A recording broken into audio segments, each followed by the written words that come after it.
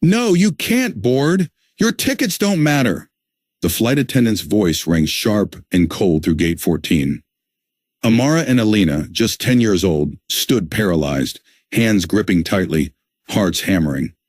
Around them, whispers and murmurs carried like wildfire, passengers subtly recording, some shaking their heads in disbelief. The twins' matching outfit and wide, fearful eyes made their vulnerability impossible to ignore.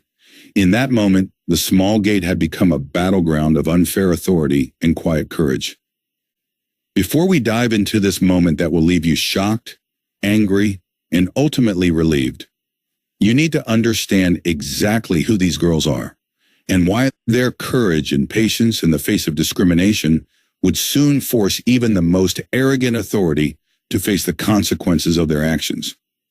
Amara and Alina, twin sisters just 7 years old, walked hand in hand through the bustling first-class lounge, their eyes wide with excitement.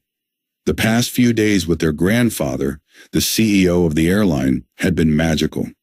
They had explored the city together, wandering through colorful streets, marveling at towering skyscrapers, tasting ice cream cones that dripped down their fingers, and visiting little parks tucked between busy roads where pigeons cooed and children played.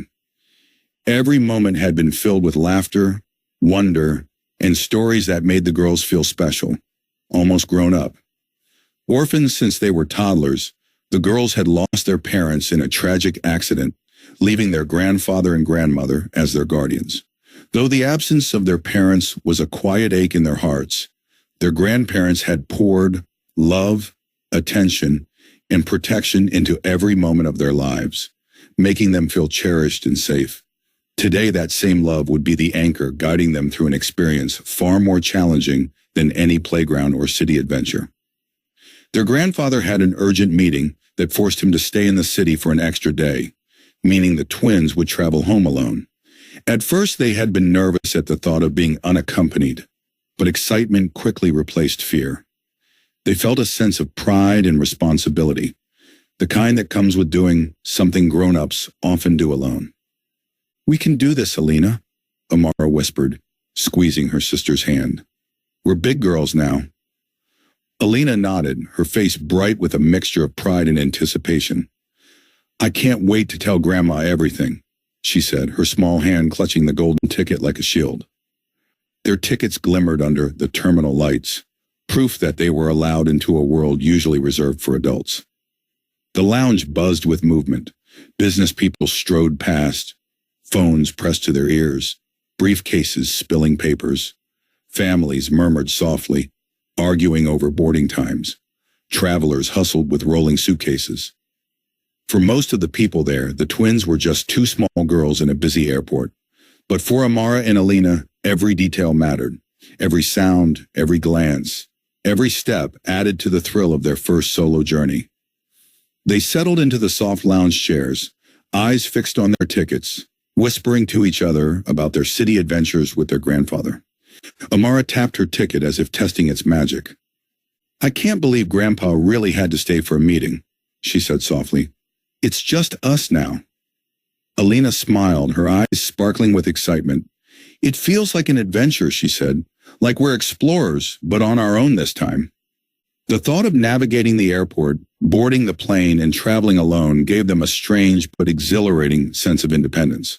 They imagined how proud their grandmother would be, how she would marvel at their courage, and how the stories of their grandfather's kindness during the trip would sound even grander from their lips. But as they approached the boarding gate, a subtle tension began to creep in. Some passengers gave lingering looks, curiosity and judgment blending in ways the girls couldn't yet understand. The excitement that had made their hearts soar now mingled with a flicker of unease. They held hands tighter, shoulders squared, still unaware that the world they were entering could challenge their pride and innocence. Every step toward the gate intensified the feeling of responsibility. Their hearts raced, but not with fear, with the thrill of stepping into a grown-up world alone. Flight attendants moved efficiently, checking passes and directing passengers. The twins imagined stepping onto the plane with confidence, ready to tell their grandmother every detail of the city adventure, ready to feel the pride of independence. Yet beneath their excitement, A quiet tension lingered. The terminal, full of adults in authority, carried the possibility of disbelief and dismissal. The girls were still whispering softly, recounting their trip with their grandfather, but an invisible edge had entered the air, a prelude to the moment that would test their courage and innocence in a way neither sister could have imagined. For now, they walked toward the gate with heads high, hands clasped, hearts full of hope, unaware that their first taste of independence was about to collide with prejudice in a way that would shake them, and soon the entire airport would bear witness. Amara and Alina walked up to the boarding gate, tickets clutched tightly in their small hands, hearts pounding with excitement. They had been looking forward to this moment all morning, stepping onto the plane alone, proud and responsible after a weekend in the city with their grandfather. But as they approached the counter, the first hint that something was wrong came in the form of a sharp, scrutinizing glance from the flight attendant. The attendant's eyes lingered on the twins longer than necessary, narrowing suspiciously. "Tickets?" she asked flatly, her tone bordering on disbelief. She didn't just ask for the passes, she scrutinized them, turning them over in her hands as if expecting them to vanish into thin air. "Yes," Amara said, her voice bright but wavering. "We're ready to board." The attendant's lips pressed into a thin line, a flicker of irritation crossing her face.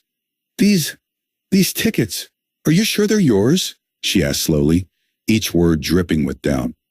"You're too young to be in first class. And traveling alone?" Alina's chest tightened. She swallowed hard, her small fingers clutching her sister's hand. We have tickets," she whispered. "It's real." The attendant's expression hardened, her eyes scanning the girls as if measuring whether they belonged there at all. "I've never seen anything like this," she muttered under her breath. "Wait here while I verify." Her tone wasn't about policy, it was disbelief, judgment, disbelief that two young black girls could legitimately hold first-class tickets. A wave of panic began to creep over the twins. Their pride, so carefully nurtured during the weekend, felt fragile under the weight of the attendant's suspicion. The small crowd of passengers around them seemed suddenly oppressive, their whispers and glances magnifying the humiliation. Amara tugged on her sister's hand. Why doesn't she believe us?" she whispered, voice trembling. Alina shook her head, tears threatening to spill. "I don't know," she said softly. The attendant shifted, tapping her tablet as if the twins' presence were some kind of error she would soon correct. She glanced up, eyes darting between them and the nearby passengers, as if daring anyone to challenge her judgment. Every flick of her pen, every movement of her clipboard, became a reminder to the girls that they were being questioned not for anything they had done, but for who they were and what they looked like. Amara felt a surge of frustration. "We did nothing wrong," she wanted to shout, but the words got caught in her throat. She tried to pull herself together, focusing on the tickets in her hands as if they were a shield. Her sister mirrored her stance, gripping Amara's hand tightly. Together they formed a small barrier of courage, tiny but resolute against the adult towering over them. Time seemed to stretch as the attendant continued her slow, meticulous checking, occasionally glancing up at the girls with disbelief. Every moment was a battle for dignity. The pride that had carried them through the weekend, the joy of being trusted to travel alone, now collided with an unrelenting wall of prejudice. The twins' hearts raced, their breaths shallow. They could feel the judgment in every glance of the attendant, the silent disbelief in the air around them. The excitement that had filled them earlier that morning had been replaced with confusion, humiliation, and a growing anxiety they could not shake. Some passengers murmured among themselves, sensing the tension, but none intervened. The girls felt exposed, as if the world was watching them fail an invisible test they hadn't even known existed.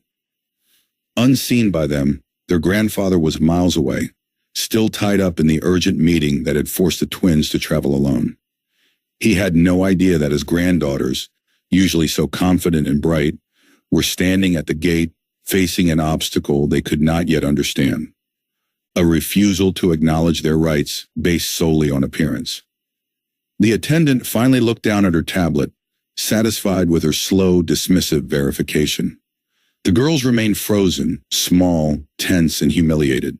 Their adventure, so full of hope and pride, had collided with prejudice, and the challenge they faced was only beginning. The twins had barely taken a step toward the boarding line when the flight attendant's voice cut through the hum of the terminal. "Step aside," she barked, her tone sharp and uncompromising. Amara and Alina froze, their hands clutching their tickets tighter. Around them, passengers began to murmur, casting impatient glances as the line slowed to a halt. "What's going on?" a nearby traveler whispered, craning to see why the children had been stopped. The attendant's eyes remained locked on the twins. "These tickets aren't valid," she said firmly. "Either they're stolen or counterfeit. You can't board until this is verified." Her voice carried authority and finality, but beneath it was disbelief that two young black girls could legitimately have first-class tickets. Amara's voice quavered as she tried to respond. "They're real. We bought them. We have permission." The attendant's face hardened. "Step aside. Security will be called if there's any problem." She gestured with a sharp motion to move the girls out of the way of the other passengers. The twins hesitated, fear and confusion coursing through their small bodies. They had never been spoken to this way in their lives. Not by adults, not by teachers, not even by the occasional grumpy stranger. Alina's eyes welled up. "We didn't do anything wrong," she whispered, clutching Amara's hand. Her voice trembled, but the flight attendant seemed deaf to it. The girls moved reluctantly, sliding to the side as instructed, feeling the line of passengers behind them grumble at the delay. Every second that passed magnified the humiliation, and the terminal that had felt exciting only minutes ago now felt like a chamber of judgment. Each glare from the attendant felt like a reminder. They were being doubted, punished, and treated like criminals for being exactly who they were. "Wait here," the attendant snapped, tapping her tablet. "In 5 minutes, security will escort you off this floor." Amara's stomach knotted. She tried to steady her voice. "Please, you can call anyone to check. They're real. We have permission to travel." The attendant shook her head dismissively. "Step aside now." The twins' small shoulders drooped as they reluctantly obeyed. Behind them, the line of passengers groaned, some whispering complaints, others shaking their heads in disbelief. The girls could hear the murmurs, the quiet judgments, and the impatience, each one pressing down on them like invisible weights. They had been excited to travel alone, proud to show responsibility, and now they were stuck, helpless, and accused of wrongdoing they could not understand. A young white girl standing a few feet away tugged at her mother's sleeve, her eyes wide with concern. "Mom? Dad, something's wrong with those girls," she whispered urgently. Her parents glanced over, observing the twins' distress and the attendant's rigid stance. The girl's father leaned slightly toward the attendant, his voice calm but firm.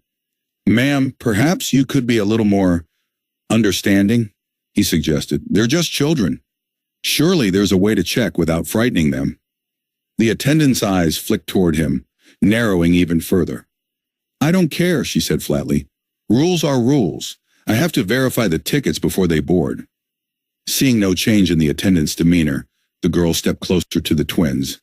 "It's okay," she whispered. "You can call someone to help you." Amara, swallowing the lump in her throat, spoke up, her small voice shaking but firm. "Our grandfather, he's the CEO of this airline. He booked these tickets himself. They're real. Please, you have to believe us." The attendant's lips pressed into a tight line. She looked at the twins as if measuring the truth of their words against her own disbelief. "I don't care who your grandfather is," she said coldly. "That doesn't change anything. Step aside and wait, or security will be called." Seeing the girls panic, the white girl's parents exchanged a quick glance.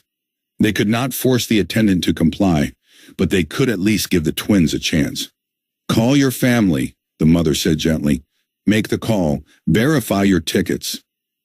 Amara's hands shook as she retrieved her phone. Alina clutched her sister's hand, eyes wide, both of them feeling the weight of every watchful glance. The terminal seemed to hold its breath, waiting for the next move, as the twins dialed the number that might finally bring justice their grandmother, the only one who could intervene while their grandfather remained locked in his urgent meeting.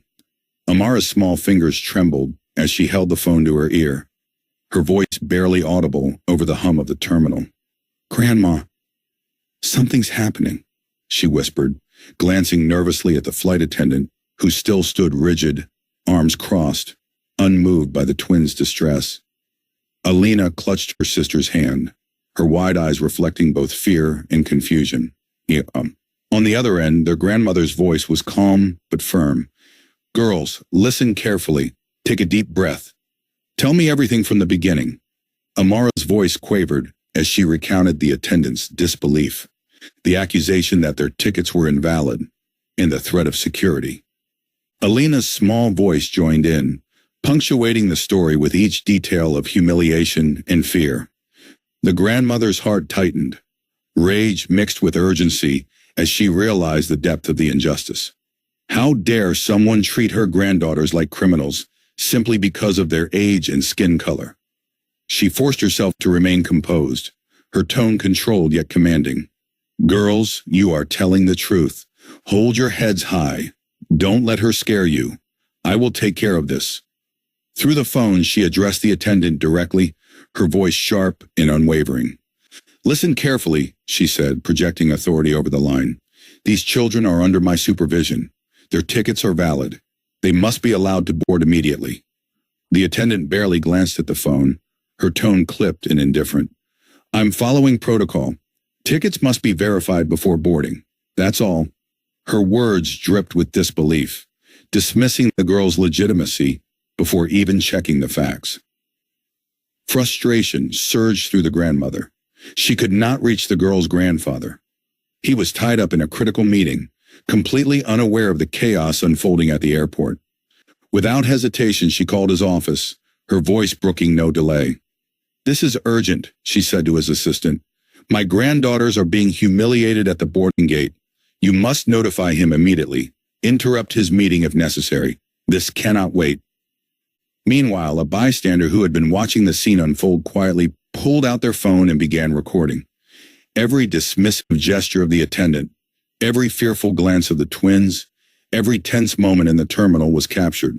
Within minutes, the video had gone viral, capturing the attention of countless viewers. The grandmother saw it too, her heart clenching at the sight of her granddaughters being humiliated and accused simply for being who they were. Back at the terminal, the twins remained frozen, shoulders tense, hands gripping each other tightly. Each glare from the attendant, each impatient murmur from passengers in line, pressed down on them like invisible weights. Their earlier excitement, the pride of traveling alone, had been replaced by fear, humiliation, and helplessness. Minutes stretched, each one seeming to last an eternity. The crowd shifted, passengers whispered, but no one dared intervene. The twins held on to each other, drawing strength from the other's presence, clinging to hope that the chain of calls, messages, and the viral video would reach the one person who could act decisively. Though the twins could not yet see, the tide was beginning to turn. Their grandfather, the CEO of the airline, would soon witness not only the truth of their tickets, but the indignity they had endured simply because of who they were. The terminal, once a place of excitement and anticipation, had become a testing ground for courage, dignity, and resilience, and the moment of intervention was drawing closer. For now, the twins clung to each other and to hope. Tiny, scared, but unbroken, they waited for justice, their hearts still beating with the pride of being young, brave, and right. The grandmother's swift action had set the wheels in motion, and soon the world around them would have to acknowledge the truth. The minutes dragged like hours. Amara and Alina stood side by side, small hands trembling, tickets clutched so tightly that the edges dug into their palms. The terminal, once bustling with anticipation and excitement, now seemed oppressive. Every glance from the flight attendant felt like a judgment. Every whisper from passengers around them added weight to their humiliation. Then a new level of terror hit. The attendant tapped her tablet sharply, her voice louder and more commanding than before. Security will be here in 5 minutes. If you do not step aside, you will be escorted off this floor. Amara's chest tightened. Alina, what if they take us? She whispered, her voice breaking. Alina shook her head, trying to appear brave, but tears glimmered in her eyes. The fear that had been simmering beneath the surface now threatened to boil over. The girls had been proud, excited, and feeling responsible just minutes ago. Now their sense of safety was slipping away with each second that passed. Passengers behind them began murmuring, the low hum of frustration rising into audible complaints. Why are these girls being held up? One man muttered under his breath. Another passenger, a businesswoman with a rolling suitcase, sighed sharply. It's just children. They shouldn't be treated like this. Some attempted to intervene verbally. Ma'am, this is ridiculous. They have tickets, a middle-aged woman said, stepping forward, her tone cautious but firm. The attendant's gaze flicked toward her, hard and unyielding. I am following protocol, she snapped. Step aside or wait for security. The twins felt trapped in the middle of a storm. Their excitement, pride, and anticipation from traveling alone had evaporated, replaced by fear, confusion, and humiliation. Amara gripped her sister's hand tighter. I can't believe this is happening, she whispered, tears threatening to spill. The murmurs of the crowd grew louder. Passengers exchanged impatient glances, some shaking their heads in disbelief, others pulling out their phones to record the incident. The tension was now palpable, thick enough to press down on the girls from every side. The flight attendant's fingers flew across her tablet, summoning security for what she seemed to believe was an inevitable confrontation. Her movements were brisk, authoritative, and filled with a sense of self-righteousness. They will verify the tickets. I have done my duty, she muttered, almost to herself, as if this action justified the humiliation she was inflicting. Amara and Alina's small frames seemed even smaller against the magnitude of authority around them. Each passing second intensified the sense of dread. The pride they had felt stepping toward the boarding gate alone had been replaced with helplessness, and the noise of the growing crowd only amplified their fear. Around them, the tension between the waiting passengers and the attendant escalated. Some passengers whispered in frustration, others openly complained, but the attendant remained unmoved, standing rigid like a wall of disbelief. The terminal seemed to pulse with unease, the collective anxiety of everyone watching mirrored in the twins' small, trembling hands. The announcement from the attendant that security would arrive acted like a countdown timer in the girls' minds. Every tick of the clock reminded them of how powerless they were, how quickly a situation could spiral out of control simply because the adult in authority refused to believe them. And yet amid the fear, a faint spark of hope lingered. Somewhere out there, the grandmother was calling, the office staff had been alerted, and someone, somewhere, would witness this injustice and act. But for now, trapped in the center of escalating frustration and looming security, the twins' courage was being tested in ways neither had ever imagined. The threat of security weighed heavily on the twins. Amara's knees felt weak, her small hands gripping her sister's even tighter. Alina, what if they take us? She whispered, her voice cracking. Alina shook her head, trying to appear brave, but the tears brimming in her eyes betrayed her fear. Passengers watched silently, the terminal buzzing with a mixture of curiosity, concern, and impatience. The twins' pride, which had carried them through the excitement of traveling alone, rapidly eroded under the relentless glare of authority. Another passenger, sensing the intensity of the moment, pulled out their phone. Every flick of the attendant's wrist, every rigid posture, every trembling glance from the twins was captured on video. The camera zoomed in on Amara's quivering lips as she whispered, "We didn't do anything wrong," her small voice nearly drowned out by the hum of the terminal. Alina's hands shook as she clutched her sister's hand, her wide eyes darting between the attendant and the line of passengers. Her cheeks glistened with tears, a silent testament to the fear and injustice she faced. For the first time in her young life, she felt powerless, the world watching, the adults around her failing to protect, and the threat of authority looming like a storm cloud. The passenger continued recording, capturing the mounting tension. Every impatient sigh from passengers, every whisper, every sideways glance became part of the narrative, a record of humiliation inflicted on two innocent children. Within moments, the video began to circulate, spreading quickly across social media, each share amplifying the story of injustice. Amara's breath hitched as she realized how many eyes were on them. She whispered to Alina, trying to calm both herself and her sister. "It's okay. Someone will help us." Alina nodded, though the nod did little to settle the racing of her heart.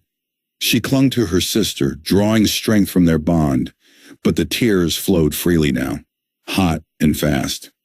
The crowd of passengers watched, some whispering in disbelief, others glancing down at their phones to see the video being recorded live. Comments and shares flew, the injustice no longer confined to Gate 14. The twins' struggle, the fear, the disbelief, the unfair treatment became instantly visible to thousands, a viral testament to courage in the face of authority gone astray. And through it all, the attendant remained rigid, oblivious to the growing outrage, focused only on her interpretation of protocol. She did not notice the increasing tension, the sympathetic glances, or the growing online attention. Her disbelief and stubbornness created a stark contrast against the twins' small, unyielding courage. Somewhere the grandmother would see the video, understand the urgency, and act. Someone who had the power to intervene would witness the injustice, and the world would not let it go unnoticed. For now the twins clung to each other, hearts pounding, tiny figures of bravery in the midst of disbelief and tension. Every second felt like an eternity. Amara squeezed Alina's hand tightly. "He'll come. He has to," she whispered, more to herself than her sister. At the terminal, the little white girl who had noticed the twins' distress tugged at her parents once more, her small hands trembling, but her determination unwavering. "Mom! Dad! We have to help them," she whispered, eyes wide, luminous with the certainty of what she felt was right. There was no hesitation in her gaze, only the clarity of a child recognizing injustice and demanding accountability. Her parents exchanged glances, uncertainty flickering across their faces. Confronting the flight attendant directly felt intimidating. They were adults, aware of the potential consequences of challenging authority in a public space. But watching the twins struggle, shoulders slumped, eyes wide with fear and confusion, tugged at something deeper. They couldn't remain silent. At least they could allow the girls an opportunity to act, to reach out for help once again. The mother knelt slightly, bringing herself to eye level with the twins. Her voice softened but carried strength, a gentle calm within the chaos. "Sweethearts, it's okay. You can call again whoever you need. Don't be afraid," she said, her words measured, her tone patient yet urgent. "You are not alone. There are people here who care about you." Amara's hands shook as she retrieved her phone, fingers trembling against the screen. Alina clutched her sister's hand, their tiny grasp a lifeline against the mounting fear. The little white girl stood silently beside them, brushing her hand lightly against Alina's sleeve. A quiet act of solidarity, her eyes reflecting both concern and defiance. That small gesture, simple as it seemed, gave the twins a thread of courage they hadn't realized they still possessed. Once more, Amara dialed their grandmother's number, her voice low, nervous, yet filled with urgency. "Grandma, it's happening again," she whispered. The line crackled, and soon their grandmother's steady, commanding voice filtered through the static. The calm beneath it was laced with anger, frustration tempered by the need to act strategically. The grandmother listened as the twins recounted each humiliating moment, the attendant's disbelief, the accusation of invalid tickets, the threat of security, the dismissive gestures, the murmuring passengers, the crowd's judgment pressing down upon them. Every detail, every pause in their voices, every stifled sob reached her, igniting a fire of indignation that refused to be ignored. She had already called the office once, instructing the assistant to alert the CEO, her husband, about the unfolding injustice. But the attendant's stubbornness, the growing crowd, and the very real threat of security escalation demanded immediate action. The grandmother's fingers flexed around her phone as she called the office again, her voice sharp and unwavering. "This is urgent," she barked, her tone slicing through the calm of the office. "My granddaughters are being humiliated. Their tickets are valid, and the flight attendant is refusing to comply. You must interrupt his meeting immediately. Do not delay. He must know what is happening now." There was a pause as the assistant hesitated, caught between protocol and urgency, but the grandmother's insistence allowed no room for hesitation. "I said now," she snapped, her words precise and commanding. With a final click, she ended the call, knowing that every second now mattered. Back at the terminal, the attendant noticed the twins speaking on the phone. Her expression remained dismissive, rigid, as if she still held authority over the situation. Yet subtle cracks began to appear at the glances of passengers, their murmurs, the recording phones, and the concerned family nearby, chipped away at the wall of control she had so arrogantly erected. Her posture stiffened, awareness of the scrutiny spreading through the terminal, but she refused to relent. The tension thickened. Travelers whispered behind their hands. Discreetly raised phones captured video, the hum of cameras blending with the low murmur of impatience. The little white girl's insistence, once quiet and personal, now became a beacon, a moral counterpoint to the attendant's harshness. With each whispered, "It's okay," and each glance of reassurance, she strengthened the twins' resolve. Meanwhile, miles away, the grandfather sat in the middle of his urgent meeting. Papers were scattered across the table, laptops hummed, and assistants whispered, careful not to disrupt his focus.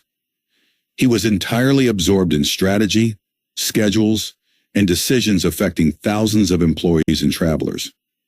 The crisis at the airport remained an invisible shadow, unperceived. Then one of his office assistants stepped forward cautiously, voice low and deliberate. "Sir, your wife has been calling repeatedly. She says it's urgent, it's about the girls at the airport. She insists we interrupt your meeting." The CEO's brows furrowed. His mind raced through possibilities, scanning the mental checklist of what could be so urgent. "The girls? What happened?" The assistant handed him a tablet. She sent videos and messages. "You need to see this immediately." Reluctantly, he glanced down. The first video played, showing Amara and Alina, small and trembling, shoulder to shoulder, the attendant's arms crossed, face hardened in disbelief. The girls' fear and helplessness were starkly visible, the murmurs and impatient glances of surrounding passengers emphasizing the humiliation. His stomach twisted, rage surged, protective instinct igniting. How could this happen in his own airline? How could anyone doubt two young black girls simply for who they were? The injustice cut sharper because it was his family, and the perpetrator was someone entrusted with authority under his name. Every dismissive gesture, every fearful glance of the twins, every second of humiliation pressed on him as he clenched his fists. "This is unacceptable," he said, voice low but electric. "Notify security and the gate staff immediately. I am leaving this meeting now." The assistant's eyes widened, flustered. "Sir, the meeting—" "No," he interrupted sharply, jacket in hand. "They are my family. Everything else can wait. Alert the terminal now. I'm coming." Within minutes, his office became a whirlwind. Staff relayed messages, alerted gate managers, prepared security, and ensured the CEO's rapid transit to the terminal. Each moment stretched by urgency, but he moved with intent, stride purposeful, carrying protectiveness and determination with every step. On the way to the elevator, another video notification flashed a bystander, capturing the twins' small hands clutched together, their eyes wide, murmurs of judgment pressing around them, the attendant's cold disbelief. The grandfather's jaw tightened. If not addressed immediately, this would escalate beyond the gate and fast. By the time he arrived, the terminal itself seemed to respond. Staff cleared paths, passengers instinctively made way as he moved, a figure of authority and familial urgency. Through the glass, he saw the unfolding commotion at Gate 14.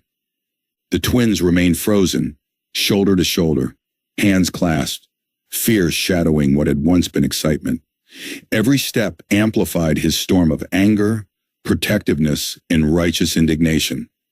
Decades building the airline, maintaining its reputation, and yet here was injustice unfolding before him, his own family affected, powerless under the weight of prejudice and stubborn authority.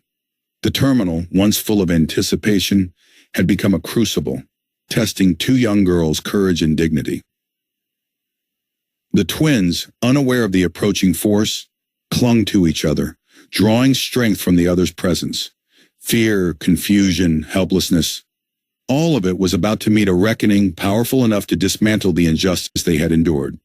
Authority that had been wielded unjustly would now face its rightful owner, and the humiliation that had held them captive for so long was finally on the verge of collision with justice. The grandfather's footsteps echoed across the terminal, purposeful and unyielding. Each stride brought him closer to Gate 14, closer to the injustice that had humiliated his granddaughters. Passengers instinctively turned to watch the CEO of the airline approach a man whose mere presence carried weight, whose gaze could silence a room.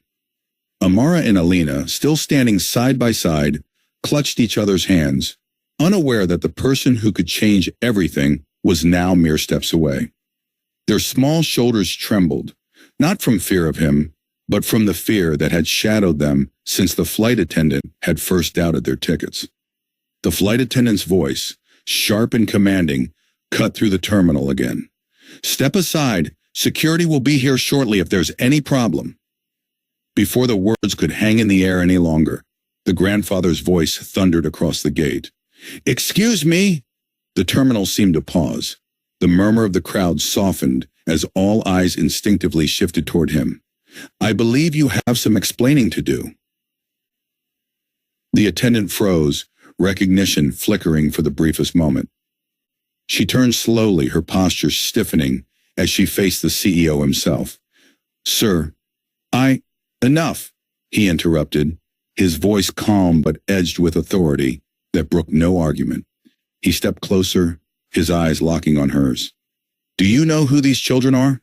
He gestured toward Amara and Alina, their small figures trembling, hands still tightly clasped together. "They are my granddaughters. They have valid tickets, and yet you have humiliated them, questioned their integrity, and delayed their boarding simply because of their age and their skin color." A hush fell over the terminal. Passengers, phones still raised from the viral videos, watched in stunned silence. The attendant's confident demeanor faltered, her lips pressed into a tight line. "I was following protocol," she said, attempting to regain control. "Protocol?" he repeated, voice rising slightly, sharp as a whip. "Protocol does not give anyone the right to humiliate children. Protocol does not mean you get to make assumptions based on appearances. You have let bias dictate your actions, and that will not stand in my airline. Not when it affects my family, and not when it affects any passenger." Amara's eyes widened. She had never seen her grandfather like this, commanding, protective, and unshakably powerful. Alina's grip on her sister's hand loosened slightly, awe and relief washing over her. The CEO's gaze swept across the passengers, then back to the attendant. "I want a full explanation of why these girls were stopped, and I want an apology first to them, then to the staff who had to witness your unacceptable behavior." His tone left no room for evasion. The attendant faltered, stammering, unable to meet his gaze. Around them, whispers spread through the crowd. The viral video on phones displayed the same unfolding scene. Two young girls, brave yet terrified, finally seeing justice approaching. He crouched slightly to meet the twins at eye level. "Amara, Alina," he said, his voice softer now, reassuring, warm but still filled with authority. "You did nothing wrong. You were brave and patient. I am here now, and this will be corrected immediately." The girls' faces lit up, tears of relief glimmering as their small bodies finally relaxed, shoulders dropping, hands unclenching. The grandfather straightened, turning back to the flight attendant one last time. "Consider this a lesson, one you must carry with you. Prejudice and disbelief have no place here. Your actions have consequences. Ensure that no one else endures this injustice." The attendant swallowed hard, nodding reluctantly, chastened by the CEO's presence and the undeniable evidence in front of everyone. Amara and Alina's excitement, which had been crushed by fear and humiliation, began to return. Their journey, once marred by doubt and racism, was finally clearing. Passengers murmured their approval, some quietly clapping, some raising their phones to continue documenting the vindication. The twins were no longer alone in the struggle. Their grandfather's authority and swift action had restored their dignity and safety. And as the CEO guided his granddaughters toward the boarding gate, the terminal seemed to breathe again, the tension dissipating, replaced by the overwhelming realization that justice, when combined with courage and power, could not be ignored. The grandfather's gaze remained locked on the flight attendant, unyielding and razor-sharp. Every line of his face spoke authority. Every motion radiated finality. "You will not serve on any flight under my airline again," he said, his voice calm but lethal in its certainty. "You have humiliated children, defied protocol with prejudice, and endangered passengers' trust. Consider this your termination, effective immediately." The attendant's face drained of color. Her lips quivered as she opened her mouth to speak, to protest, but he cut her off with a single, authoritative gesture. "Do not speak. Your actions are recorded, witnessed, undeniable. You are banned from all flights permanently. This is not negotiable. There will be no appeal, no exceptions." A murmur rippled him through the terminal. Passengers glanced at one another, some exchanging approving looks, others lifting their phones to capture the moment. The viral videos circulating online had already immortalized the injustice, and now justice was unfolding live. Authority had spoken, and it had spoken decisively. The CEO crouched slightly, lowering himself to meet his granddaughter's eyes. "Amara, Alina," he said, voice softening, warm but still filled with authority. "You are safe. Nothing more will harm you on this flight. I will personally see to it." The twins' hands, still entwined, felt the weight of protection in his words. Their small shoulders, tense from hours of fear and uncertainty, began to relax imperceptibly. He motioned to a nearby gate agent and another attendant. "Escort my granddaughters to the aircraft and ensure their comfort. The rest of the staff will cooperate fully. Every need they have must be met immediately." The twins hesitated for only a moment, glancing at the former flight attendant, who now stood frozen, her authority shattered. Her chest rose and fell unevenly, tears glinting in her eyes. She had wielded power carelessly, and now it had been stripped from her. For the first time, she felt the weight of her actions, the humiliation she had inflicted, the fear she had caused, and the reality that she would never hold such control again. "Amara, Alina," the CEO repeated, crouching slightly to bring himself fully to their level. "You've been brave through everything. You did nothing wrong. You were patient. You were courageous. And now this is over. Your dignity is intact, and nothing anyone does can change that." Tears glimmered in the girl's eyes, but they were tears of relief and not fear. The tension that had held their small bodies rigid melted slowly from their shoulders. They had been seen, they had been believed, they had been protected. The gate agents escorted them carefully down the jet bridge. The CEO followed closely, a steadfast presence ensuring every step was safe, every moment controlled, every fear mitigated. The former attendant lingered behind, powerless and humiliated, unable to stop the certainty of justice from unfolding before her. Once aboard, the CEO personally oversaw the twins' seating, ensuring the cabin crew provided comfort, reassurance, and attention. He made certain no trace of fear or intimidation remained in the cabin. The twins began to breathe more freely, their eyes scanning the familiar, safe environment of the airplane, now transformed into a sanctuary under his protection. He then addressed the gate manager and security personnel, his voice sharp and unwavering. "Ensure she never works here again. Today's actions have no place in this airline, not for my family, not for any passenger. Let this be a permanent lesson. Prejudice and misconduct have consequences. Absolute accountability is the only rule." The gate manager nodded, a solemn weight settling over the staff. The message was clear. No employee, no matter their position, would ever be allowed to abuse authority under his airline. The twins exchanged a glance, hands still tightly clasped, and for the first time that day, they smiled. Relief, joy, and the assurance of being protected washed over them. The ordeal that had threatened to overshadow their journey had finally ended. Their grandfather had converted humiliation into vindication, fear into empowerment, and injustice into a lesson in accountability. As the plane began to taxi, the former attendant remained at the terminal, stripped of authority, powerless, and forever barred. She had been a figure of control, but now she was a warning.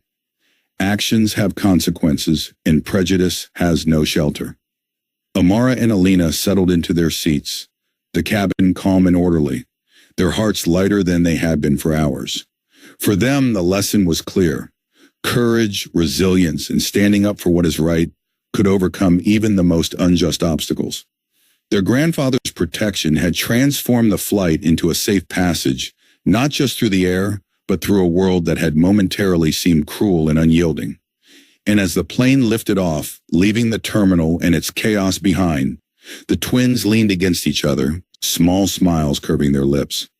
Justice had been served, authority had been restored, and fear had finally given way to the unshakable confidence that comes from being believed, protected, and loved. The flight, once shadowed by tension and fear, now felt calm and orderly. Amara and Alina, finally able to relax, leaned back in their seats, their small hands still intertwined. The cabin crew moved with careful attentiveness, quietly checking on the twins, offering snacks and reassurance, and ensuring that every detail of their comfort was accounted for. Their grandfather remained nearby, seated discreetly but observant, a quiet sentinel of protection. Every glance he cast toward them was a reminder that the ordeal was over, that no harm would come while he was present, and that justice had been fully served. The former flight attendant remained absent, barred from the flight entirely. The memory of her actions, her humiliation, and the CEO's unyielding authority lingered only in the minds of those who had witnessed it. She was a cautionary tale of prejudice, bias, and misuse of power. But for Amara and Alina, that chapter was closed. The girls began to breathe more freely, a lightness returning to their small bodies as the fear that had gripped them since the terminal finally ebbed away. Their grandfather, observing them, allowed himself a small, rare smile. There was satisfaction in knowing that the lesson had been delivered decisively, that the wrong had been corrected without compromise. Yet even as he allowed himself this moment, his mind remained vigilant, ensuring that the rest of the journey would be smooth, uneventful, and safe. For him, protection was not temporary. It was absolute, as it should always be for family. As the plane began its descent toward the city where their grandmother was waiting, the twins pressed their faces against the window, peering down at the familiar streets, the clusters of buildings, and the greenery of the outskirts. The tension that had weighed so heavily on their young shoulders seemed almost impossible to believe in contrast to the peaceful scene below. Amara's eyes sparkled with curiosity, tinged with residual anxiety, while Alina's grip on her sister's hand relaxed, her breathing deeper, more even. The two had weathered a storm together, and now, for the first time in hours, a sense of relief began to fully settle in. Down at the airport, the staff had already been briefed by their grandfather. He had insisted that the moment the plane landed, everything would be prepared for their arrival. Gate attendants, security personnel, and airline staff were all in position, waiting to ensure that the twins would be welcomed safely and warmly. There would be no obstacles, no lingering fears, no chance for anyone to repeat the injustice that had occurred earlier. His instructions had been clear and uncompromising. The girls' safety, comfort, and dignity must be restored completely before they even left the plane. The runway lights shimmered beneath the descending aircraft, the engine's low hum growing louder as the plane approached its gate. The twins clutched each other's hands once more, a reflexive action, but their expressions had softened considerably. Amara's brow, once furrowed with anxiety, now relaxed. Alina's lips curved in a quiet, tentative smile. For the first time, they felt that the end of the ordeal was genuinely in sight. The landing gear touched down smoothly, and the plane taxied along the tarmac toward the waiting gate. Through the window, the twins could see the staff lined up, the airline representatives waving gently, smiling warmly. A sight orchestrated by their grandfather's careful planning. It was a tangible symbol that the authority which had failed them before had now been replaced by protection, care, and accountability. The girls felt the knot in their chests loosen. Relief flowed through them like sunlight, washing away the shadows of fear. When the plane came to a complete stop, the cabin doors opened and a rush of fresh air filled the interior. The twins peered down the jet bridge and immediately spotted a familiar figure standing near the gate. Their grandmother, eyes wide with relief and a smile tugging at her lips, had been waiting for them. She clutched her handbag tightly but radiated warmth, her presence a final layer of comfort and reassurance. Amara and Alina's small faces lit up with joy, their previous anxieties dissolving entirely in an instant. The cabin crew escorted the girls carefully down the aisle, and as they stepped onto the jet bridge, they noticed that every airline staff member present at the gate stood attentively, smiling, ready to offer greetings and assistance. It was a coordinated welcome, a tangible reminder that they were not only protected by their grandfather's authority, but also by the community he had mobilized in advance. Every staff member's friendly nod, every small gesture of kindness, reinforced that they were safe, valued, and respected. Their grandmother knelt slightly, arms opening wide as the twins ran into her embrace. "My brave girls," she murmured, her voice thick with emotion. "You did everything right. You stayed strong, and now you are safe. Nothing will ever hurt you like that again." The girls pressed close to her, the weight of fear and humiliation lifting from their small shoulders completely. Tears of relief streamed down their cheeks, and the embrace held for long, heart-filling moments. Their grandfather followed shortly behind, giving the twins a gentle nod, a quiet smile, and an affirming squeeze of the hand. The journey that had begun with tension, fear, and injustice had ended in protection, love, and justice. The combined presence of both grandparents, the airline staff, and the assurance that no one would interfere again brought a sense of serenity that the twins had not felt since the ordeal began. They were guided through the gate with care. Staff assisted with their belongings, opening doors, and ensuring that every step was safe and unhurried. The twins walked hand in hand, their heads held high, glancing occasionally at the familiar figure of their grandmother and the steady protective gaze of their grandfather. For Amara and Alina, this simple walk felt monumental, a demonstration that courage, patience, and integrity could overcome fear and humiliation. By the time they reached the exit of the airport, the girls were smiling openly, their steps light and free. They laughed quietly between themselves, sharing relief in the joy of being reunited with their family, their ordeal now firmly behind them. The staff waved, their smiles genuine, reflecting the careful planning and attention of their grandfather. The girls felt, in a deep and comforting way, that the world was safe, at least for them, and that injustice would not go unanswered when someone powerful and caring stood by their side. As they stepped outside into the open air, the city spread before them, bright and welcoming. Amara and Alina ran slightly ahead into their grandmother's arms once more, laughing and sobbing in a mixture of relief and happiness. Their journey, once overshadowed by fear and humiliation, had ended in a triumphant conclusion. The grandfather's unwavering protection, the staff's attentive welcome, and the grandmother's reassuring presence had transformed a day of injustice into a story of courage, accountability, and love.